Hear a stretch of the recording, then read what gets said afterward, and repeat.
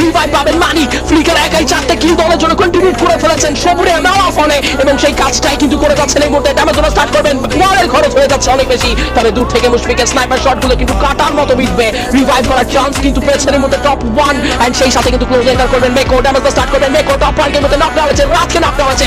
M7 এর ব্যবহার তিনি করে উঠতে পারেনি। ফ্লিকার ট্রাই করবেন, পারবেন কি সেখানে কাজের কাজটা করতে? লাস্ট ব্যাটেলের মধ্যে সাকিব এইচপির একটা ঘাটতি শুভের মধ্যে করতে চায়, তবে পেছন থেকে সাপোর্ট রয়েছে মুশফিকের তরফ থেকে, বাট না, ফ্লিকার অনেক বেশি বিপদে পড়ে যাবেন। করবেন তো করবেনটা কি? Mushfiq the last one live from roasted gaming, সামনে থাকা টিম ডাউন বাই ওয়াইডি। This is gonna be 1 versus 1। তো মুশফিক করছেন রিভাইভ, ট্রাই করছেন রিভাইভ দিয়ে দেওয়া হলে বিপদ বাড়বে। ট্রোগানের শট কানেকশন পেতে পারে, বাট না, ট্রোগানের শট সেখানেও কানেকশন প্রপার পায়ে ওঠেনি, এবং এই মুহূর্তে কিন্তু ট্রাই করবেন মুশফিককে চেস করার। স্নাইপার ভার্সেস স্নাইপার, তবে ক্লোজ ওয়ান বাটলে কে করবেন নিজের সেরাটুকু?